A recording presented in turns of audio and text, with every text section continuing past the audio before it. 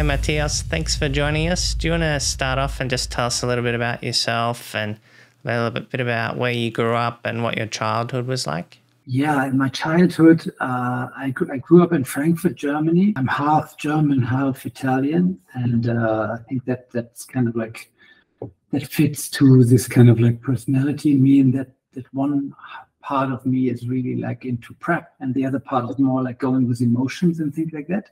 My mom was quite kind of like in the 70s. She was like going to demonstrations against war and things like that. So I kind of like grew up in an environment where thinking out of the box is definitely something that I think had an impact on me, on my childhood. I think I can say that. Did you grow up around filmmaking as a child? Yeah, I think it wasn't like filmmaking especially that I grew up with, but it was definitely art. My mom, she's an artist, and my dad, he's an exhibition organizer in the 70s, and he was organizing like important exhibitions that were quite like in the media and so on. And I think one more thing about my dad, he just turned 90, and it's insane that I just recently did an online picture conversation that he's still doing, and still people are interested to discuss with him about art and images and things like that. And I find that unbelievable. You can't stop. Yeah, that's amazing. And going into his old age, still coherent and doing stuff. I guess it helps the brain to constantly keep thinking and doing like puzzles or keeping moving around, I guess. Yes, for sure. And I think I think what's funny is that like I kind of grew up with all this art around me, and one could think like, wow, of course, I mean, this kid, he's gonna become an artist once, or he's gonna be interested in art, or when he's a teenager or older. And it was funny enough, it was quite the opposite, that I was kind of like as a child, because as kind of like being rebellious to what your dad wants. And when we were going on vacation, there was always the need for my dad to stop and visit this museum and that museum and that museum. And for me, it was always, I think I sat in so many museums all over Europe, and actually just looked at cartoons. The deal was always like, I go along, I'm not complaining, but give me another Batman comic, and I'm gonna sit there and read it and be happy. And so I never went in really, so I can't say that I'm like influenced by my dad in a way that I have the huge knowledge about art. I think it was more the vibe that I was being kind of like absorbing, but somehow something in me actually, from being in touch with artists and seeing sometimes also how difficult it is. I mean, how critical, how vulnerable you are when young artists showed their stuff to my dad, and I was watching what's going on. I saw like how vulnerable they are. So basically, my past kind of like went into like, I want to do something that's more like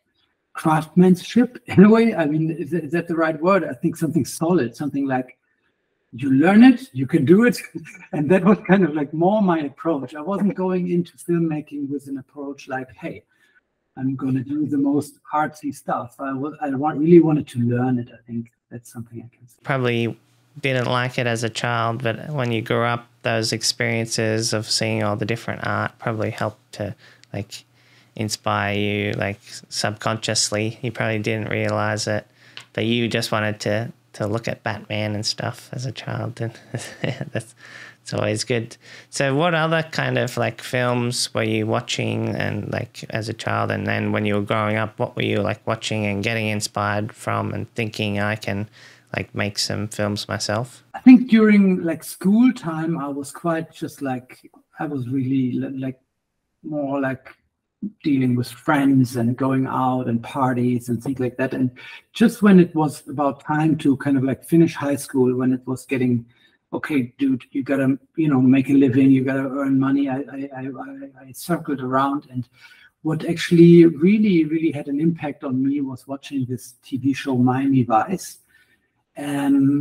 it's tricky. I think for me it was just like something so fresh, so new. It was like suddenly it was about wardrobe. It was about like slow motion music. To me, it really touched the zeitgeist, and I think zeitgeist is something that I'm really drawn to, and it's a big part of my own work now. And it was something so current, and it really touched me. And I bought a book that was called like Behind the Scenes of Miami Vice, and for the first time, I read about all these different kind of like professions within filmmaking. I never didn't know that. I mean, at that point, I thought like, okay, Steven Spielberg made E.T. or something, and I was like, okay, he did that film.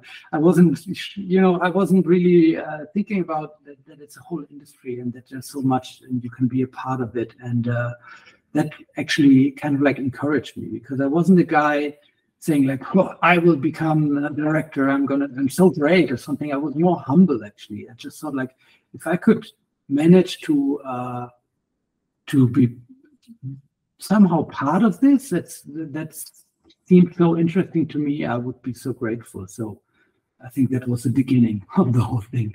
And then what kind of like feature films were you kind of like later on were you watching and inspired by, and TV shows and things like that? Yeah, I think from Miami Vice, it all started, and I started to kind of like do my own steps and bought a camera. I started filming everything that happened around me in film, and really fell in love with it. It's quite hardcore actually, and quite immediate. And what obviously there were like various milestones, like Fight Club. I think every commercial director will tell you that, and Alien, Lost in Translation. So many kind of things that really changed the ball game in a way and were inspiring. And but fast forward to now, I would say in the recent years, it's the what really touched me now was the TV show Euphoria. I think for me that was just mind blowing, to be honest. And I thought like, what the fuck? I mean, this is just like so fresh, such bold directorial decisions, and the combination of having something visually so stylized, it's almost like surreal and everything, and at the same time have a story that is so authentic and character driven. I haven't seen anything like it, and I thought it was super inspiring actually.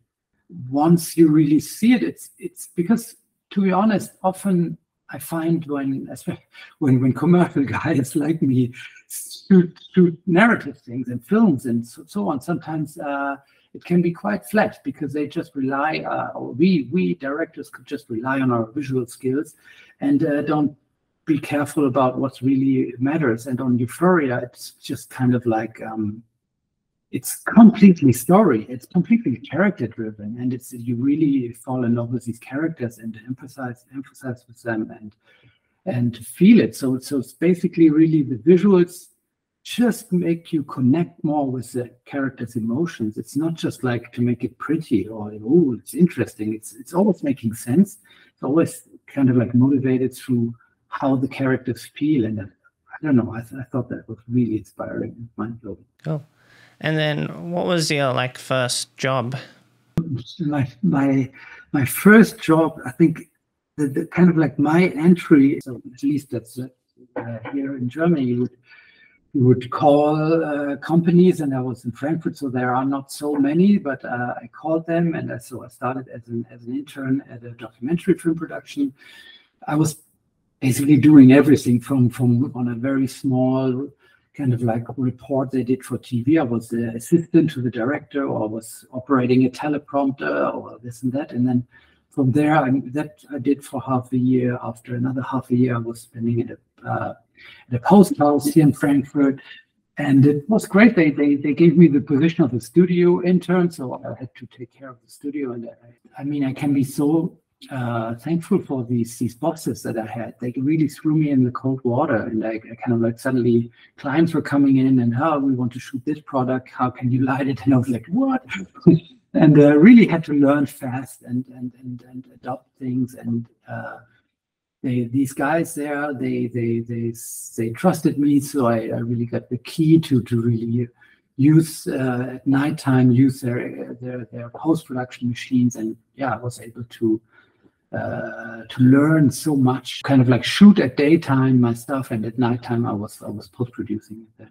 So do you remember like the first time you were able to direct like a project? Was it a music video or commercial or short film? Like what was the first experience there?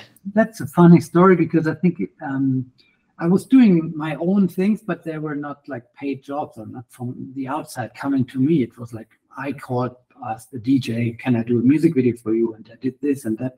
And I've been doing that basically already starting during high school. But the first real job that came kind of like externally to me, and I think I got even paid for it, was when while I was still an intern at that post house. And it was really in the last 3 weeks or something before I finished my intern.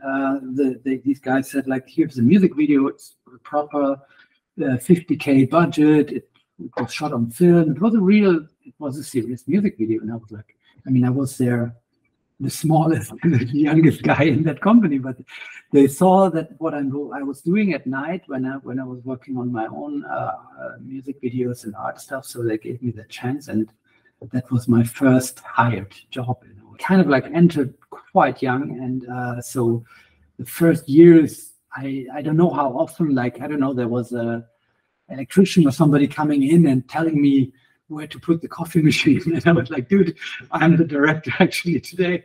And they were like, yeah, they were saying like, oh, really sorry, I thought you kind of like you're a PA or something. Yeah, so I was young when I started. Yeah.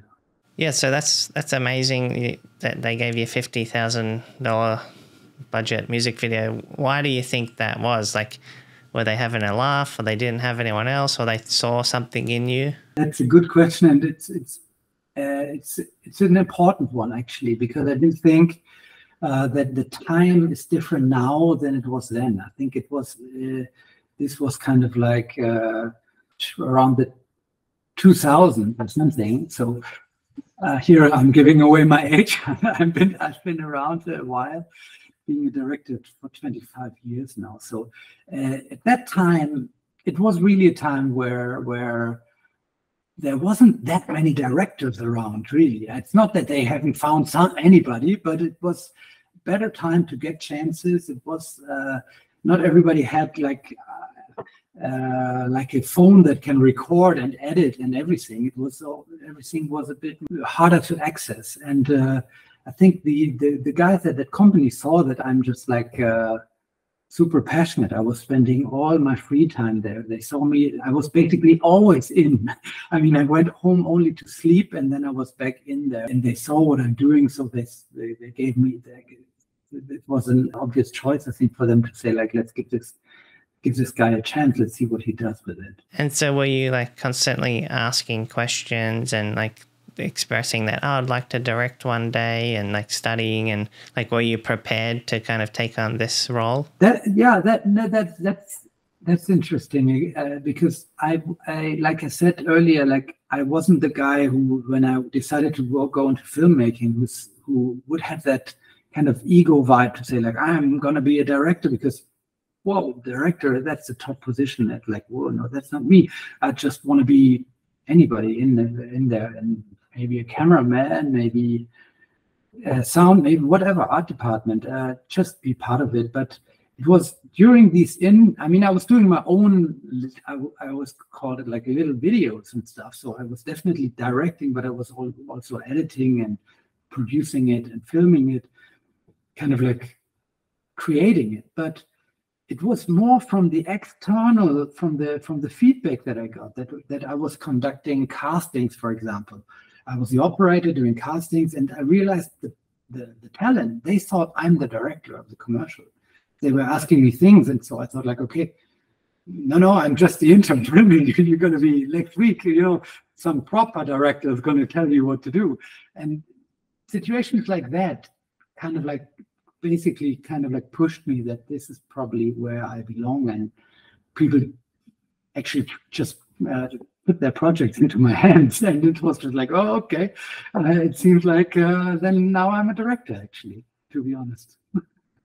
it's a big kind of moment, I guess, getting a big budget. And then from there, were you able to kind of show that to them and to other people and kind of say, like, now I'm a director? Like, did you start thinking more like I'm a director now? Yes, I mean, yes, of course I did. And I mean, back then I was putting my show reel on a tape and you know, had like, it was before websites and Instagram, like sending around tapes and stuff. And I think from good things lead to follow up. I mean, people just came back. They had a good experience, and that one thing led to the next. And then throughout your career, like you mentioned, the first music video you shot on film. What kind of other cameras were you using back then, and then up until today? Like, what's your kind of favorite type of camera to use? Yeah, the cameras. I mean, I think I really had a long phase back then when I started with the Sony Hi8 camera. It really had tapes. It was before going digital. So, and for editing, you really needed it to connect, and it was an edit system that was remote controlling the camera. And you really, when you edit, it was really kind of like recording from one tape to the other. So that was a really good school, because you make a decision, you want to go in and out here, and that's it. It's not like now non-linear and digital where you can change your mind and, you know, change things all the time. So it was a really good school in editing for me, to doing it this analog way. Later, of course, I experimented with Super 8, and once I went into the whole like commercial world, I was for a long time basically shooting only on 35mm. That was on that scale of projects, that was the weapon of choice, so to say. And I remember that I was still on 35 and spoiled with working with this nice film camera, while lots of my friends already went into transitioning to digital and started talking to me like, whoa, you can just let the camera roll all the time. It's cool. It's blah, blah, blah. It looks actually almost like film. And I was like, nah. And but in that time, I was primarily doing beauty commercials, like for cosmetic brands and hair and cars. And those were the areas which stayed the longest on 35mm. And for example, I remember my last 35mm job was a Porsche job shot in LA, actually, where it was even me. I think I said, like, why don't we shoot digital? We could run longer, you know, when we're doing arm car footage. But they insisted on film, and I think it was the right choice, actually. Film looks beautiful, and yes, of course, you have to kind of like be really cautious about when to roll the film camera, different than any digital camera that you can just let it roll. And what we did is I had the RCU, so the remote control unit, in my hands in the arm car, so I could decide when I want to hit the button, because I was kind of like doing long runs, and so I can decide, okay, now I'm really rolling, now I'm not, now I'm rolling, and that way we were able to do it on film, and with all the kind of like magazine changes and all that stuff. And I don't regret. I think it looks really nice in the end. Yeah, because like you said, the film needs a lot more thought put into it. You can't just record anything and figure it out in the edit. Like each shot, you know, that's money ticking away as it's rolling, and you're only limited to probably the amount that you have within the budget. Like if you use extra, I'm sure it's going to be expensive. But what kind of like camera did you first use like when you went to digital? And do you remember like that job and like the kind of experience you had on set? Like, is it working? Like, did it not? Or did you do tests? Or did you see other people using it and kind of feel like, oh, okay, this will work? I think my first one was a shot on the Red One, and it was like a fashion commercial and it was a clear demand. There was no fuss about it. They were like, this has to be digital, because they really needed the high resolution, because they needed to crop it for social media and stuff like that. And yes, no, I liked it. I mean, obviously, it was suddenly freedom. I could let the camera run. On that particular job, it was like very fashiony, so like with hard lights, and it looked good right away, basically, on digital. I think if my first experience would have been a commercial that was more about like natural light in the forest or something, I would have struggled a bit more. But for that one, the red one really worked. And I think now, I mean, then came the Alexa and more cameras. And I think for me now, I'm not in the game of like wanting to shoot on film anymore. I think I really see the benefits of digital. I think it looks really filmic when you treat it right. And I think because you're asking about cameras, my feeling is like, yes, cameras are important. If it's my choice, I would go with Alexa, but in the end, it's the DOP who's deciding that. But Alexa, to me, feels most organic and filmic. But I've great experiences with Sony Venice, with the red cameras. In my opinion, I think the lighting, the lenses, the grading is so much more important than actually what is the camera, you know. And especially lenses, I think, are a big factor, of course. There was one commercial that you mentioned that was like a milestone that got you into America. Do you want to maybe talk about that one? I think one step when we're talking about networking, I think when the moment when I really kind of like had my break out of the kind of like Frankfurt world, maybe becoming more German, and quite quickly also it became more international. I remember the first time my phone rang and there was somebody calling from Los Angeles. And it was really, I was quite young back then, and it was really just like, is that truly happening? Is in Hollywood calling, you know? And it was a rep from actually, I think she was from Chicago anyway, but from my perspective, America is calling.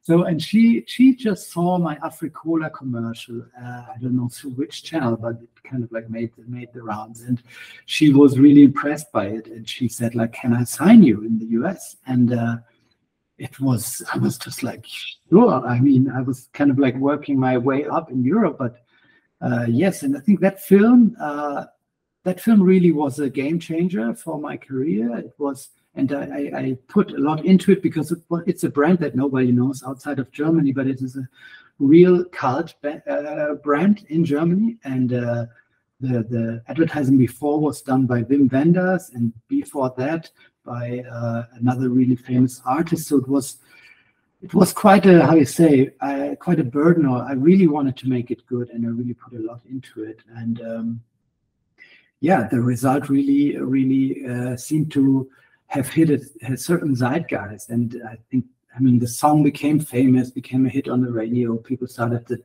copy the dance of the commercial, and think it was a real game changer.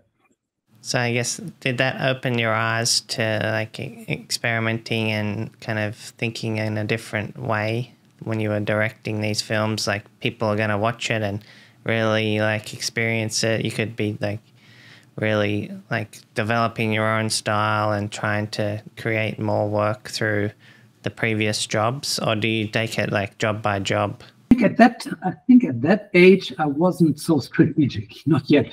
That came a bit later. I think I was just like there. I felt like I'm given a chance to be in touch with this brand, because for me it was like such a cool brand, and to do the new Africola commercial meant the world to me. So I think I wasn't thinking strategic. I was too young for that. I was just like kind of like going, I mean, really like thinking hard about how can I make sure this film is not cheesy, this film is cool, this film touches the vibe, that transports the right zeitgeist, and touch the right tone, because the concept wasn't something that was like a clear winner. I think the idea was like, people enter a train station, start to dance, the others start to dance, wow, drink Africola. It was just like, oh my God, that could be really cheesy. And so it was really on me, or on me and the team, and to develop and to cast right and time it right, figure out the right dance style, and yeah, the right atmosphere actually that we ended up working with. But at that point I was really focused on that film, not strategy. That kind of takes me into the next question. in terms of like negotiating like what you want with like the producer or the client or the director of photography, in terms of like, yeah, the casting and the vibe and the look, like what time of day you want to film at, and yeah, who you want to cast in the role, and trying to like put your own little spin on like the brief rather than just going off what they say. Like, how do you negotiate those things that you want? Yeah, that's a tricky one, and that's one where you kind of like really grow into, I would say. As a young director, you feel like, oh, I'm so thankful that I can do this, you know, that you as a production, you hire me, and wow, great. Oh, we can't have that. Okay, we can't have it, and so on. And only by getting more experience and also becoming more ambitious and having more of a plan, and the whole strategy brain mindset starts, you know, you realize that, okay, you can be always saying yes to everything for a while, but if you really want to kind of like hit a certain point, or kind of like make sure the film really breaks through, you have to be able to go into these conversations. I'm not saying about like, no, I need this, otherwise I can't work like that, the director cliche, but you have to kind of like fight for what you feel is right or needed, and find arguments and to underline it, and reasons, and see what you can maybe give away. So sometimes it's really just a trade, or even also this is now I'm talking about director production, but it's also with the clients. It's kind of like starting to realize that there are points where they ask you to say like, okay, but the scene, we tested it, we want it like that. And when I feel like it's not a good idea, it's sometimes necessary that you kind of like convince and find the right arguments. And for me, my experience, the only way to achieve this is to have a full understanding. So when you talk with the client, you have to understand their perspective, so you can communicate right and make it understandable through their perspective. If you come in, and I think that's how I started as a young director, you come in and say like, this would be the coolest film. Well, maybe the client really doesn't matter. They want this product to be sold right. So it's just about like, you know, understanding the whole process and understanding everybody's perspective. And when I'm having conversations with a producer, it's the same. I can't just say like, but it has to be a cool film, I need this and I need that. It's more like, okay, finding the right kind of like reasons why this or that tool or whatever you want to make it right will add what to the film, and so it's understandable. Or maybe you can give away something else, and when you're negotiating things like budget and so on. Takes us into the next question, in terms of like camera movement.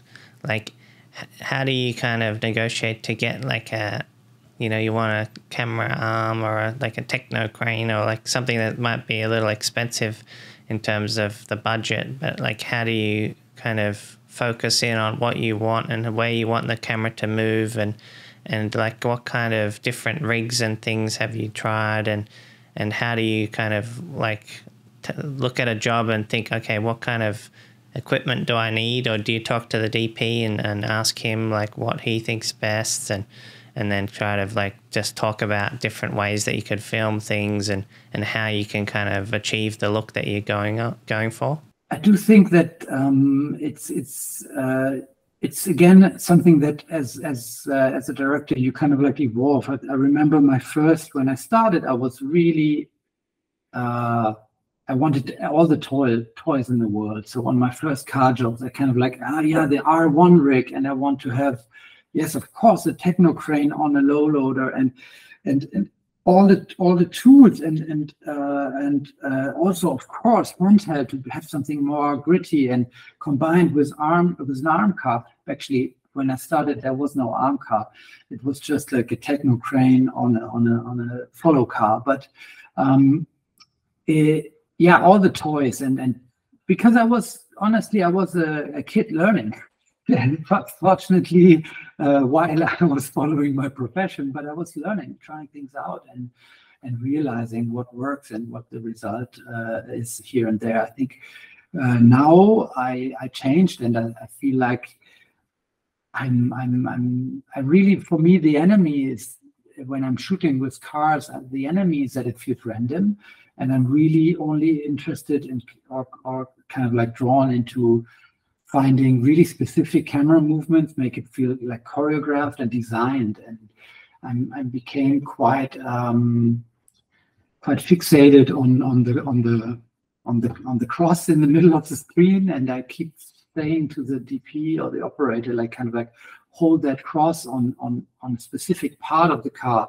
So when we're moving the camera around it, it feels kind of like it creates a parallax. It feels really exact and specific, and not like random, not like we're fishing and just flying around that car. And basically make the camera not feel too human and make it really like precise. I think that's something I really like. But it can be different on each project, and each car brand is different and might ask for different things. Sometimes you use a shaker box to make it really vibrant and dynamic. Sometimes you shoot very sharp. Sometimes you want these kind of like out of focus images. Obviously, it really depends. And it's in a way, what's funny is I like to sometimes when we're in the arm car, and of course the DP runs the show. He's operating the camera, and as a director, I realized what works for me, and what is fun to do is kind of like give the whole team in the arm car the direction more on an emotional level. I always think like these guys, they all know so much about the technicalities and physics and all that, and what can I add? And what I'm doing is then I'm saying like, okay, this car, I want it to feel kind of like really smart. So the way how our camera moves, or the precision driver, how he moves the car, should have a smartness about it, or should be powerful, or should be more fun, or it should be like aggressive. Or so I'm really treating it like a character, and it really works. I mean, it sounds funny, but I had the feeling with the right people in the car, they get it, and it really influences the vibe how we shoot it, because there are all these classics that you always do, like the three-quarter front, and everybody has his standard moves. But this is something how I sometimes try to spice it up, or to direct, basically, when I'm in an arm car. And when it comes to like directing those actions, like do you talk to the client beforehand or the agency and kind of discuss what's possible? Maybe like if you can do like a spin, like a 360, or like a burnout, or like maybe be more aggressive. Like I'm sure sometimes they'll say we only want it to do a certain thing, and then you're kind of like pushing for a different like vibe. Like how do you kind of communicate with the client or the agency in terms of pushing the car to the limits, or do you kind of figure that out on set and then figure out what they kind of the feedback there? Yeah, it is. It's always like it's a thin line to see like where is everybody comfortable to follow my ideas, because they tend to be sometimes a bit like a bit edgy or unexpected. And I remember one moment where I really had this. I shot a commercial for Opel, and it was shot in LA actually. And I really had this image in my head of a car that is just like kind of like spinning like a propeller basically towards the camera, and I just loved it, and I loved the idea, and it's part of a whole kind of like action, like story-driven commercial. And I had to. What I often do is just kind of like when I have these extra ideas, I see if I can shoot it on the side or something. But here it was a big thing because they needed to manipulate the car, get like the proper brakes in, and it was a huge stunt. So it needed to be kind of like sold to the client. And what I still can say, just like thank you. They loved the idea and they let me do it, because it was. For the client, it was quite of like, let's see if we can really use that moment, as well as it was for production, like not an easy one to do. But I think we all went in and tried, and we had one of the best drivers in LA. I think he came from Fast and Furious or something that he just shot the week before, so he knew what he was doing. And it was one of those rare moments where I really, when we shot it, I really felt like, damn it, that's exactly how I had envisioned it. I mean, I remember I used this kind of like toy car, and I did the movement, and he was looking at me like, right, and he did it, and I mean, it was insane. I was very happy on that day.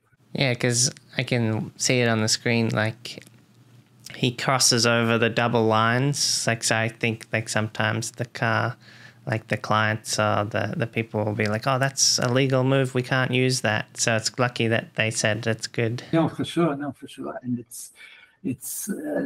I mean, it's one of those things, and that you can have 100 reasons why it's not good, because whatever, you communicate the car is out of control, you communicate this, you communicate that. Within the story and the structure, how it's used, I think this propeller movement, I actually cut it at the very end to a very dramatic pack shot. And it is the thing, in during prep, people overthink things and think like, okay, this could be seen like that, this could be seen like that. But in the end, it's just an amazing shot, and that stays in your head. And I think it's one thing that really drives me always, that I try to figure out a way to shoot images that really stick with you, and that are not just like, oh, I've seen this 100 times, but that kind of like surprise you, come unexpected, and maybe make you want to watch it again. That would be the ideal target, actually. And then how do you like plan the different shots? Like, do you storyboard them and like have an idea, or like do you have an experience with like editing? So you're like, oh, I know I need this shot and that shot. Like, how did you kind of develop your own like experience and style in terms of grabbing the shots that you need for the edit? I think, I mean, what comes in handy is that before I got kind of like hired as a director, I was working as an editor, and during a shoot, especially a car shoot where, you know, shots are all quite kind of like similar to each other. They all show a car driving on the road. It really helps the knowledge of like what cuts and what you need to create an exciting cut. Do you have enough close-ups, enough dynamic shots, enough where you really can clearly see the car? And so that helps. And then you mentioned like in America, the edit gets kind of taken away and somebody else edits it. Like, how did you kind of like think about that in terms of like when you're in Europe, like you were doing your own edits, like completing the project, and then when you go to America, you kind of hand it off and it's kind of like in the hands of somebody else. Has it always been like that in America? It's different from agency or project to project in American jobs. Sometimes I'm getting asked like who if I want to propose an editor, and I'm automatically more involved because I brought the editor on board. And then I'm quite a nerd and doing like edit reports like after each shoot day, or I make voice messages for the editor telling him like what I like, what I didn't like, and what I think and what my thoughts are. I'm also receiving, because I shoot quite a lot on a day, and sometimes a day can feel like several shoot days because I'm shooting with multiple units. So I get all the stills from the DIT on my phone and an iCloud album. So it's really nice in the evenings, and when I'm in the hotel, I can go through and kind of like memorize what I've done and give notes. So immediately, basically, the editor gets my very spontaneous reaction and my idea, because sometimes with digital, you shoot a lot, and it's really important and helpful that the editor gets a bit of sense of kind of like what to focus on, and what was really intended, or where did we just shot something, tried it out, but it didn't really work. Then I'm going to tell him, okay, don't even bother watching, because quite often it's a lot of footage that we end up having. We can kind of talk about a few of your projects. Like, are there any that you wanted to like kind of focus on, like the Opel leadership commercial? Yes, I think we can talk about that Opel leadership film, because it's kind of like one of my all-time favorites. I think it's 5 years ago or something, but still, why it comes to my mind is because it was a really rare, special project, because I was quite brought on board quite early, so I was involved in the script development together with the agency. We bounced ideas and created something that was quite out of the box and not the normal vignette commercial.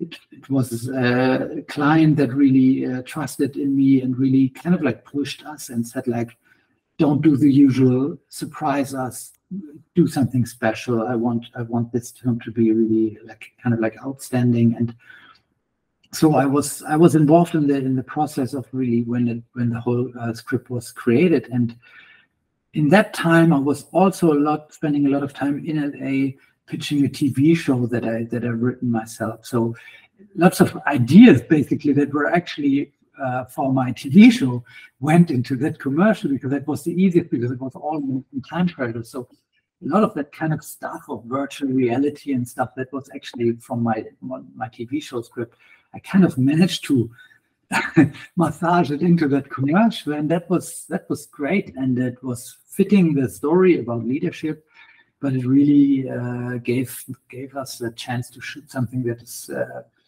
not the usual advertising that you would expect to see for a car commercial. And what's special and what really made it possible, I do think, is the wholehearted passion that went into it, and that was really kind of like, how you say, really transmitted to through the whole team. So basically, for example, with the editor Sören Gerd and with the composer Michael Kadelbach, we early on, weeks before we started shooting, we were discussing what's the right vibe, how do we treat the voiceover, how do we make this really special, what kind of music would be really interesting, and really make sure that this is like being really special. And with I do think what's in that project is also that it's not only a creative thing that you kind of like, oh great, we had this idea with the hacker lady doing this, doing that.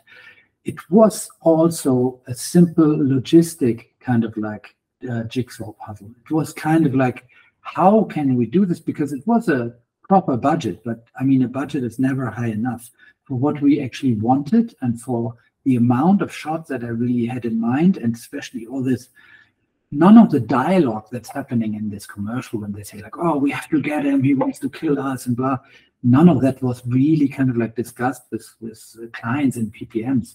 That was all just like stuff that I brought in and squeezed in and tried to shoot while we're changing setups and things. So it was really tough to make it work, and especially in Los Angeles, where whenever I saw a location that I liked or wanted an extra prop, it was like 10K, meaning $10,000 for anything that came to my mind. And production at some point really were kind of like saying like, we have to be careful. And I think that how it's worked out, and a huge part of the success, or the fact that it worked in the end, was by dividing into first unit and second unit, which is a thing I'm always doing. And it gave me the chance, like, oh, so much time I'm spending in the arm car, like we discussed earlier, and I'm directing the car-to-car shoot. In that time, I'm definitely supervising it, like I described. I'm giving the spirit, but I do have a skilled DP, in this case, Eckhard Pollack, operating the camera. Everybody there knows the drill, so I definitely have some brain capacity left, and I could remote control the second unit on my WhatsApp. So, and I really, it's something I really enjoy, because I kind of like, during prep, I planned through lots of shots, and I had Robbie doing second unit, who's doing it on all of my US shoots. And he just went, for example, the shots with the hacker lady downtown LA, there are many shots. There are available lights. It's just a cool place, and she's running up and down, or she puts on this helmet. Simple shots, but they're so important to tell the story. And I was able with tricks like that to really create that scope and that narrative thread, and really made it more like a TV show trailer than a average advertising. Yeah, no, that's good. Like, I hear stories of like other directors like experimenting in commercials and music videos, and like figuring out little tricks and then taking it into like TV shows or films that they had in mind. So yeah, it's a good place to kind of experiment and try out these ideas, especially if somebody's paying you to do it. Yeah, it's exactly, it's kind of like you can play and try. And I mean, when I was younger, I was not so open about it. I think nowadays, I really, when I'm in a pre-pro meeting with clients, I would say it because it is really part of my identity that I'm gonna try things out. I have enough experience that I can always guarantee to deliver a certain level of premiumness, or it has to feel that way. And I can always deliver like what's been asked, but I'm never really interested in just that. Basically, I'm always saying like, yeah, we can do that, and we will for sure. And it has been like that in the past. But I'm gonna openly say, I will try to make it better and see if something more special, more unexpected happens. And it's on me to make it work within our budget, within our schedule. But I ask for the trust to let me play a bit. If I get to play and be like a child on set and get these sparkly eyes because I'm doing something that really excites me, it's in most cases, it's exciting for the audience too, because to go the safe path of just like shooting exactly how it's boarded or expected or tested, sure, we can do that, and we can quite quickly accomplish that. But I always search for that extra something. I think that's quite kind of like in my DNA, I think. Yeah, so like taking advantage of the opportunity, like pushing that to something further than just what's on the page. I think that's an important like lesson for everybody to take on board. Like, don't just do the bare minimum, try to make it, elevate it into the next level, and like take those opportunities to like experiment or like improvise. And like when you're on set, like, oh, if you see a shot, like let's try it if there's time, you know. And that's the hardest thing, is trying to like keep on schedule and budget when you have all these ideas. It's like a matter of reining it in, but also like being open to see what happens. That's a good keyword that you say, time, because time is the enemy on a shoot. I mean, it's always like in your neck, and you have to be dum dum dum. So, I mean, what I would say to any aspiring director is kind of like prepare. I'm a big prep guy. I love preparation, and I create these documents which I'm putting all the ideas into one kind of keynote doc. I'm calling it the matrix document, and everybody has it, and it's a huge collection of all ideas. And I rather go into a project with a document with too many ideas than not enough, because if there's an opportunity, if there's a moment where, let's say, the car is not working, but you're ready to go, you're in the arm car, but the car is not working, then I need to have my document, or it's in my brain through preparation. What could we do? And then, okay, we can do this and that. Because sometimes you have to be so quick that if you didn't do kind of like the homework and have already kind of like a mood board prepared with interesting little things that you would want to do when there is a chance, then it could be too late. You have to be very well prepared and have a good collection of possible shots that you want to do when you can. Is there another commercial you mentioned, Siemens? Did you want to talk about that one a little bit? Siemens is a nice one. It's more recent. I think it's 2 years old or something. And the story here is that when the project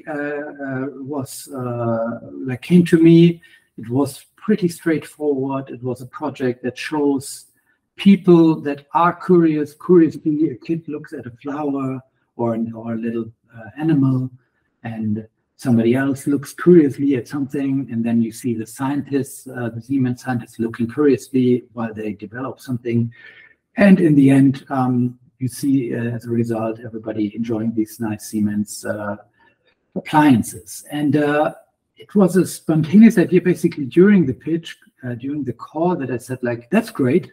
We can do something with it. Like, we can have certain vignettes with people being curious. But I thought, like, what if we set we aim higher?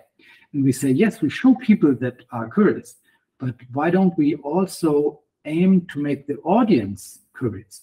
So we are not only like look on people, see their curious faces, but instead take the challenge and say, like, we want the whole film to have a vibe that makes the audience think, really go like that and become curious about the film. So make it really intriguing, create their curiosity. So that's this, and they like that idea. I think it was a reason why I got the job. And so I was given with quite some freedom to come up with extra ideas and all these things where they look into these crystal lights. And we shot with a miniature set, actually. The big wide shot where the guy is standing in front of a wall of light, that was actually a miniature. that guy is not real. That was just like a little miniature man like that, and the camera was tracking in, and the reverse was real and was him with the light effects on him. But all these things, I think the minute we said, let's make a film that makes audiences curious, it opened up a huge kind of like visual playground. It was kind of like so much that came into my mind. And again, I spoke with the composer, and we discussed, like, on a sound level, what can we do to make it really intriguing and make people, when they watch the commercial, make them twist their head and be like, what? And what's going on? And that was such a fun, I must say. I mean, I didn't sleep much because I was like, all the days before the shoot, I was thinking, oh, I can have this idea, I could have, because you could always put another idea on top and try to squeeze it into the schedule. Production was kind of like having a head explosion at some point, because it was just like kind of like limitless in a sense. The only limit was, of course, budget, time.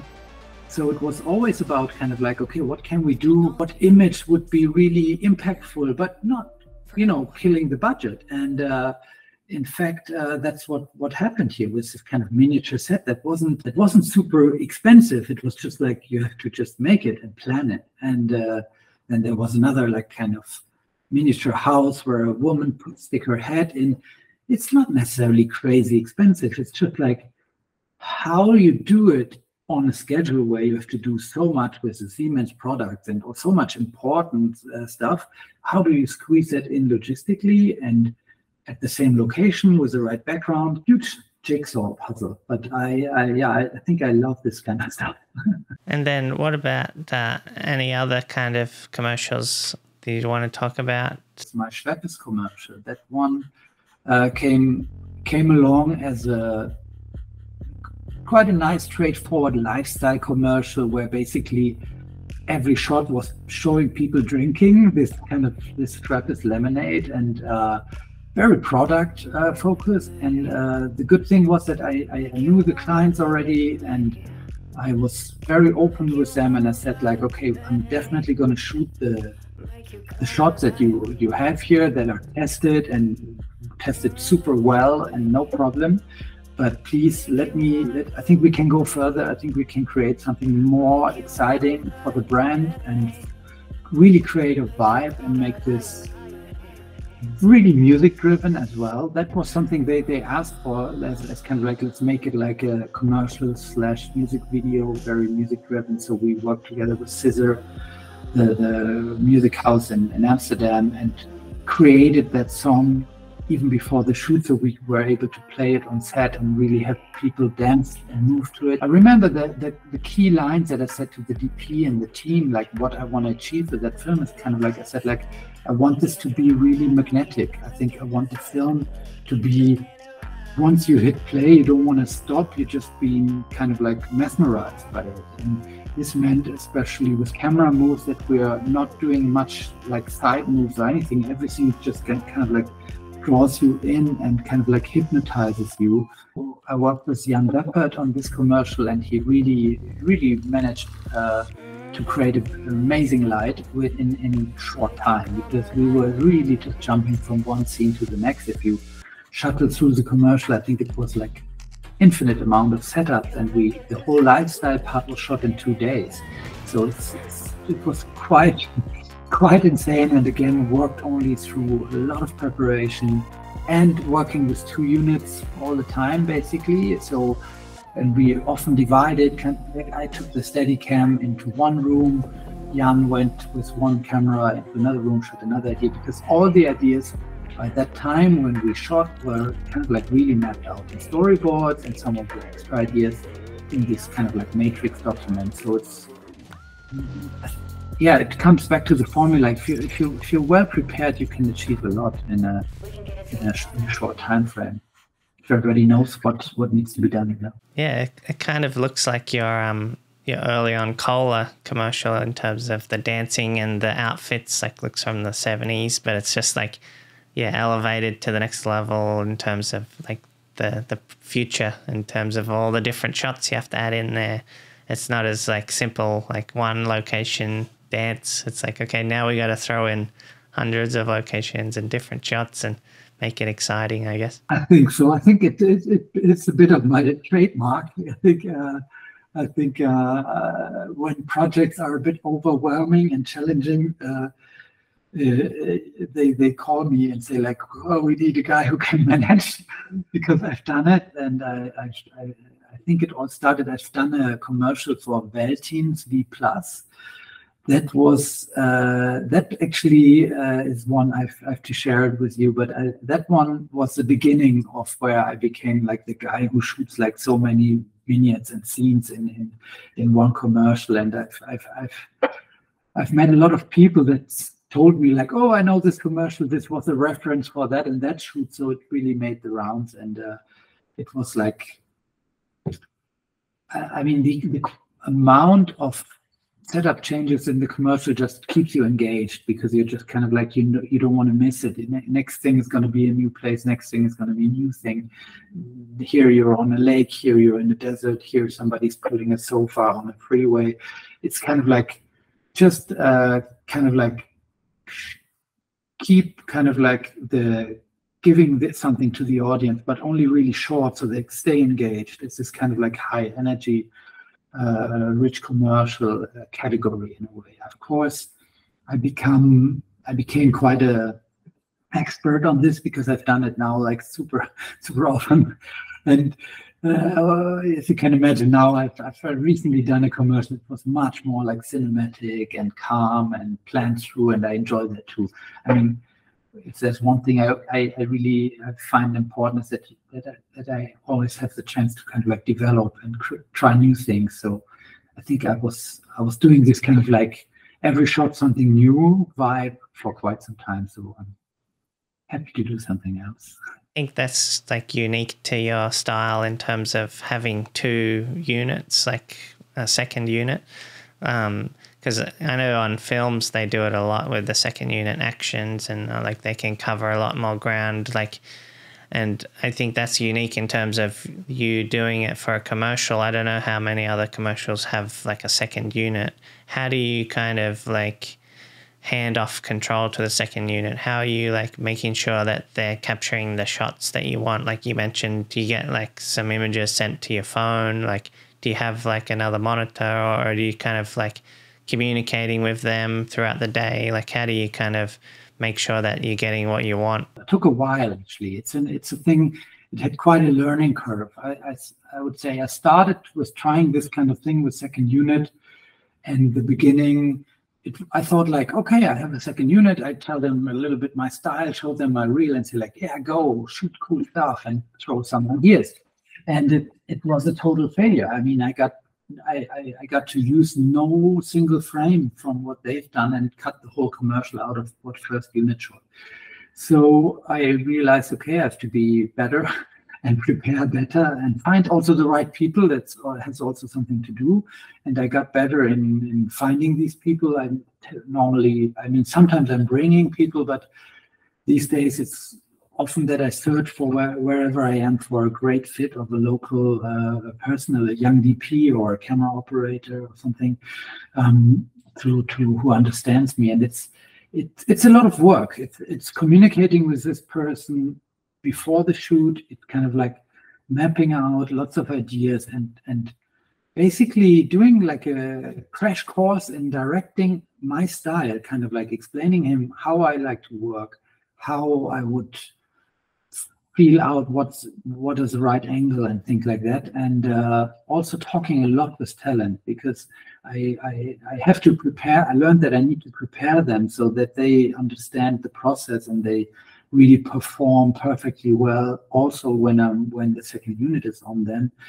And I would say I developed a system, how I brief second unit, how I brief the talent, how I organize it in a parallel way with a shoot schedule that is really quite efficient. And the assistant of the second unit constantly shoots photographs and sends them to me via WhatsApp. So because it's important, especially when it's more visual and maybe not all outfits, for example, has been decided, because it was just like impossible during fitting to decide everything. I need kind of like constant images of what they're doing so I can interfere and see like, oh no, don't wear that hat. I hate that hat. Change it, you know, because I had it that second unit just like shot things that I couldn't use because of a wardrobe thing or whatever. And it goes even into the angles, the lenses that I see like, okay, no, you do it again, longer lens, or it's more 3/4 from the side. So I really quite particular on how I directed them through WhatsApp, and it's good because it keeps me busy, and I'm a quite impatient director, and it gives my first unit team a bit breathing room, because whenever they kind of like put up lights or something, I can play with second unit and give some directions there. So I always have something to do, and which is good for me, because I on a shoot day, I'm kind of like always like, okay, why don't we shoot? What's going on? What can we shoot? What's happening? You know, and so it's good to keep me busy as well. Yeah, because I think the second unit is kind of less constrained. They have less pressure, less clients not looking at the monitor. There's like, maybe there's no producer around, so they can kind of run off and do some stuff kind of rogue, like without permits, perhaps, maybe sometimes. But it's yeah, even that, yes. Sometimes, I mean, depends how small it is. I think on a DSLR you can hop around as a tourist. That happened on the Veltin through and some places, and but it can't happen anymore when you're when you have a Sony Venice on a Steadicam and stuff. Then you're a film crew for sure. But definitely you have more freedom. It's like one of the most emotional scenes in the Opel leadership film is when the hacker lady, she starts to cry and she hits a garage door and she says like, you have to get him or something. It was, I mean, and it was full on like acting and an emotional scene. So one would say, director has to be there. That's the first unit shot. What if not this scene?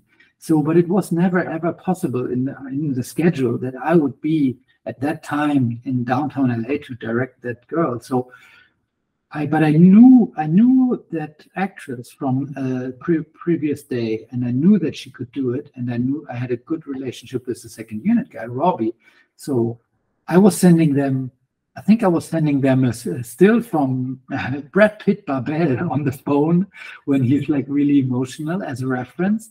And then I was saying like, I think I had some cue words of what to tell her as to get her in that space, some dramatic things she should imagine, and to get her into this area. And I knew that she would be not so good in the first takes, but she would get there finally. And I told him to kind of like make sure he gets 3 rounds and really push her. And we got that shot. And I thought like, that's so valuable. And at the same time, we were driving and doing the car shots, and all beautiful and nice, but we just got more out of the day.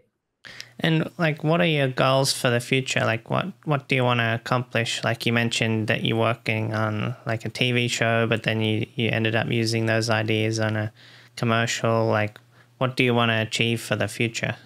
Yeah, I think like probably every director wants to do a movie or TV show and wants to get there to that point. And I've been quite close to. I was attached on a horror movie once, and the financing didn't work out. And I wrote my own TV show that is still kind of like in traffic and been kind of like considered by streamers and things. But it's a long process, and it's you have to give in a lot, and then you don't know, is it happening? Then yes, it's happening. Then it's not happening. So currently, it's always going to stay a plan and a goal, but at this point, I really enjoy the commercials, and I really realize that as long as I kind of like transform and push myself out of the comfort zone within the commercial world, I find it still super exciting. I think as long as if I would still be doing the same beauty commercials that I've done 15 years ago, I would be like bored to death. But I kind of like change and do different things and different tasks, or put myself into a place where I say like, okay, I'm doing this commercial, could be quite straightforward, but let's try to make it as if to create that. So I kind of like find ways to keep it exciting, and with this system in place, I really enjoy it. And I think in a way, I feel like I'm still kind of like a kid when I get the chance to shoot these things, and really am passionate about it. Yeah, because I know like TV shows and like films are kind of like years of work a lot of the times. Like you have to go off and shoot for months at a time, and it's not exactly viable, like if you have a family or you have a life that you got to try and like take care of. So like commercials are kind of like, you know, a week at a chunks at a time at the most of the time. So they're much more viable. And then if you're not enjoying the experience, you're not like stuck there for a whole year and having to do the work. It's like you kind of going in and out. So a lot of people are kind of, gravitate towards commercial work because, you know, sometimes it's good pay and there's less time involved and commitment. For sure. I think it definitely so. So when it is something narrative like a movie or a TV show, it would definitely be something I would really be burning for. So in order to spend and invest so much time into it, that's for sure. And like as a last final thought, have you got any advice for other filmmakers who want to get into like commercial filmmaking? Young people like kind of like ask me like, how did you do it? How you became a director? What should I do? What's the technique, or what's the right approach? And I think then the number one thing is to kind of like go out, shoot and edit. And I do think there's a big I don't think it's good to wait for the perfect idea or the perfect project or the perfect whatever. And at least my approach was always just kind of like, go shoot something, put it together. If it's not good, do it again, do something else, and become better in the process. So I personally am that much a believer of kind of like genius people, like they are so gifted, they only do amazing work. I really believe in like kind of like doing the homework and doing the exercise and learning by doing, and continue when it wasn't good, do it again, try to find out how to make it better. And I think it's a bit like a muscle. When you don't shoot and edit, you don't know how it goes. And I think especially I want to stress editing for any directors, actually also DPs. I find it, I always sense it when a DP also has editing experience, maybe from university or so on, because editing is where you actually learn how what you shoot or what you direct, how it actually works in the end, and all the stuff that didn't work. I do think like if you don't edit, you don't learn from your shooting experience. I always have that feeling like shooting is exciting and you're fully in it, but the hard kind of like hard facts moment is when you're sitting in the editing room, you see your footage, the whole adrenaline is gone, and you just watch it, and you thought it's the most amazing thing ever that you shot. But then in the dark room with the editor, you look at it and you go like, really? Is that this amazing shot that we thought it's going to win an Oscar, and maybe it's not. And then you realize, okay, this works and this works not when you put it together like that. So I think in editing, there's a lot to learn. And I think another component when it comes to directing for me is kind of like directing is about leadership, and in a way kind of like leadership in a way that you you kind of like always make everybody feel safe and comfortable, and gives the feeling, have that feeling of, okay, that ship is going in the right direction. And at the same time, being open to ideas and basically let everybody shine. If you have a great team around you, how stupid would it be to just dominate and say like, well, I know what to do. It has to be blue. This has to be this. It has to be that. Next to you is an art director who knows more about color than I would ever be able of. And my DP is, has experience in images. So why should I dictate everything? So basically what I always think is kind of like, you need to be the connection point of everybody, and you have to have the vision and a clear kind of like way you want to go with the project, and bring confidence, but without kind of like dominating everything. And I feel it's an important part of the job to make basically everybody feel safe. And I think in a safe environment, if you as a director manage that, all the head of departments, everybody feels, especially in talent as well, cast, feels safe, so they can try things. They don't, they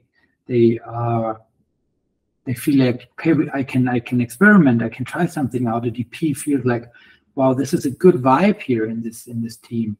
Maybe I can light it in a different way, and it's not going to be a problem. People get more bold when you have a more nice vibe in the team, I think. Yeah, so like having a great team that you can trust is very important when you're trying to create these commercials. Yes, that I mean, it goes both ways. I think the way I described was more kind of like, what can I do to create a certain vibe within the team and everybody who's involved in the filmmaking. But it goes the other way, of course, as well, that during prep, you try to surround yourself with the right team that gives me as a director the safety and confidence. But I'm not traveling with my dream team all the time. I have to kind of like, I'm dropped in whatever country and shoot a commercial there, and maybe I bring my DP, but quite often I have to very quickly adopt and get to know with the local team and create with these guys then something together. I mean, it's not the time like maybe 10 years ago where I could say, I bring my first AD, my art director, I bring everybody to when I'm flying to Cape Town or to LA or something. It's more that I have to be quick and adapt to who I'm working with, create that spirit. I think for any young director, I would say you must aim to win the trust of the whole team. I think if you manage to that the team is trusting in you, you get the best out of them, and you have all these artists around you, and they will create something special. I don't think that really creative stuff is happening on a stressed set. So I think the more calm you are as a director, the more trust you give to the team, the better, the more that everybody around you will shine.